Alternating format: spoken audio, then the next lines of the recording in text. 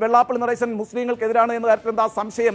അങ്ങനെ ഒരു മുസ്ലിം വിരോധത്തിന്റെ രാഷ്ട്രീയം ഇവിടെ ശക്തിപ്പെട്ടു വരുമ്പോൾ ആ രാഷ്ട്രീയത്തിന്റെ ഗുണഭോക്താക്കൾ ആരാകുമെന്നാണ് ഇനി അറിയാനിരിക്കുന്നത്.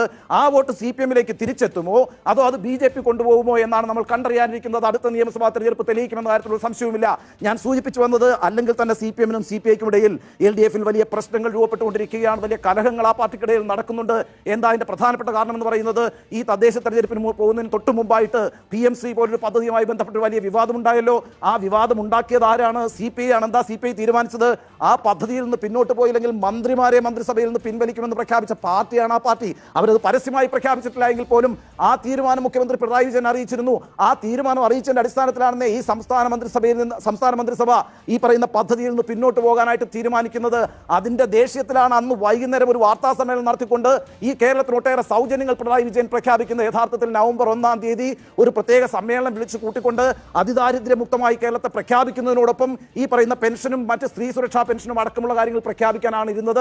പക്ഷേ PMC പദ്ധതിയിൽ കിട്ടിയ അടിയുണ്ടല്ലോ, ആ അടി പൊറുക്കാൻ മുഖ്യമന്ത്രി തയ്യാറായിരുന്നില്ല. അതുകൊണ്ട് അതിൽ നിന്ന് രക്ഷ നേടാൻ, മുഖം രക്ഷിക്കാൻ വേണ്ടിയിട്ടാണ് അന്ന് പ്രത്യേക വാർത്താ സമ്മേളനം വിളിച്ചുകൊണ്ട് ഒരു മിനി ബജറ്റ് തന്നെ പിണറായി വിജയൻ പ്രഖ്യാപിച്ചത്. ഇപ്പോഴും പിണറായി വിജയൻ CPI-യോട് പൊറുക്കാൻ തയ്യാറല്ല കേട്ടോ. CPM-ൽ തന്നെ വലിയ മുറുമുറുപ്പുണ്ട്. നോക്കൂ, ആ PMC പദ്ധതിയുമായി ബന്ധപ്പെട്ട് ന്യൂനപക്ഷങ്ങൾക്കിടയിൽ അവിശ്വാസം ഉണ്ടാക്കുന്നതിന് ഈ CPI-യുടെ ഈ പറയുന്ന പ്രതിഷേധങ്ങൾ വഴിവെച്ചിട്ടുണ്ട് എന്ന് തന്നെയാണ് CPM വിലയിരുത്തുന്നത്. എന്ന് മാത്രവുമല്ല, പല നഗ്നസത്യങ്ങളും ഇപ്പോൾ CPI വിളിച്ചു പറഞ്ഞുകൊണ്ടിരിക്കുകയാണല്ലോ. സംസ്ഥാനത്ത് ഒരു ഭരണവിരുദ്ധ തരംഗമുണ്ട് എന്ന് തന്നെയാണല്ലോ അവർ വിലയിരുത്തിയിരിക്കുന്നത്. ഒരു പടി കൂടി കടന്നുകൊണ്ട് എന്താ CPI പറഞ്ഞത്? സംസ്ഥാനത്ത് പിണറായി വിജയൻ വിരുദ്ധ തരംഗം കൂടിയുണ്ട് എന്നാണ് ആ പാർട്ടി പറഞ്ഞിരിക്കുന്നത്. എന്ന് മാത്രവുമല്ല, ന്യൂനപക്ഷങ്ങൾ ഇടതുപക്ഷത്ത് നിന്ന് അകന്നു പോയിരിക്കുന്നു എന്നുകൂടി CPI പരസ്യമായി പറയുന്നു. ഇതൊന്നും തന്നെ CPM-ന് ഉൾക്കൊള്ളാൻ കഴിഞ്ഞിട്ടില്ല. അവർ ഗുഡ് സർട്ടിഫിക്കറ്റ് കൊടുത്തിരിക്കുകയാണ് ഈ ഭരണത്തിന്. ഒരു പിണറായി വിരുദ്ധ തരംഗവുമില്ല, ഒരു സർക്കാർ വിരുദ്ധ തരംഗവുമില്ല എന്ന നിലപാടിൽ തന്നെയാണ് ആ പാർട്ടി. എങ്കിലും ആ പാർട്ടിക്കുള്ളിൽ ചില കാര്യങ്ങളുടെ തിരിച്ചറിവുകളുണ്ട്. ഇതൊക്കെ പരസ്യമായി പറഞ്ഞു കഴിഞ്ഞാൽ നടക്കാനിരിക്കുന്ന നിയമസഭാ തെരഞ്ഞെടുപ്പിൽ അതൊന്നും തങ്ങൾക്ക് ഗുണകരമാകില്ല എന്ന് CPM വിലയിരുത്തുന്നു. ആ സമയത്താണ് ഇത്തരത്തിൽ CPI-യുടെ വെളിപ്പെടുത്തൽ വന്നിരിക്കുന്നത്. ആ CPI-യും CPM-ഉം തമ്മിൽ കലഹം നടന്നുകൊണ്ടിരിക്കുമ്പോഴാണ് ഈ പറയുന്ന വെള്ളാപ്പള്ളി നടേശൻ CPI-യെ ചതിയൻ ചന്തു എന്ന് വിളിക്കുന്നത്. കഴിഞ്ഞ ദിവസം CPI ഒരു ശക്തമായ ആരോപണം ഉന്നയിച്ചിട്ടുണ്ട്. എന്താണ് ആരോപണം എന്ന് പറയുന്നത്? പിണറായി വിജയന്റെ മെഗാഫോണാണ് വെള്ളാപ്പള്ളി നടേശൻ എന്നാണ് പറഞ്ഞിരിക്കുന്നത്.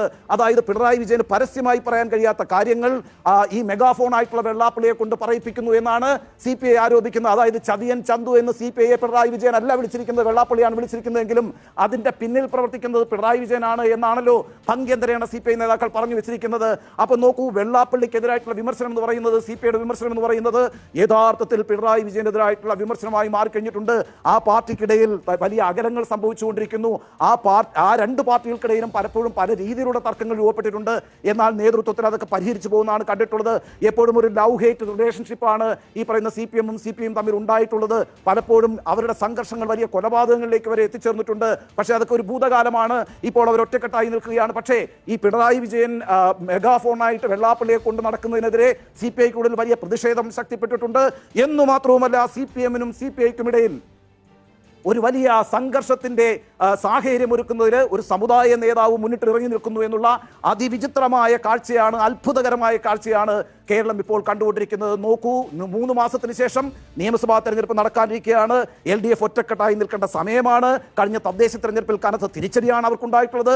ആ തിരിച്ചടികൾ എന്തുകൊണ്ട് സംഭവിച്ചു എന്ന് യാഥാർത്ഥ്യബോധത്തോട് മനസ്സിലാക്കാൻ ആ പാർട്ടിയും ആ മുന്നണിയും ശ്രമിക്കേണ്ട സാഹചര്യത്തിലാണ് ആ മുന്നണിയിലെ ഏറ്റവും പ്രധാനപ്പെട്ട രണ്ട് പാർട്ടികൾ CPM-ഉം CPI-യും മുഖാമുഖം നിൽക്കുന്നത്. നോക്കൂ, ഈ നിയമസഭാ തെരഞ്ഞെടുപ്പിലേക്ക് പോകുമ്പോൾ LDF ഒറ്റക്കെട്ടായിരിക്കാൻ യാതൊരു സാധ്യതയുമില്ല. നേതൃത്വത്തിൽ ചില ഐക്യങ്ങൾ ഉണ്ടായാലും അടിത്തട്ടിൽ അത് പ്രവർത്തിക്കണമെന്നുമില്ല. ആ അർത്ഥത്തിൽ LDF എന്ന് പറയുന്ന കൂടാരമുണ്ടല്ലോ, ആ കൂടാരത്തിൽ പാളയത്തിൽ പട ആരംഭിച്ചിരിക്കുന്നു എന്നാണ് സർജിക്കൽ സ്ട്രൈക്കിന്റെ നിരീക്ഷണം.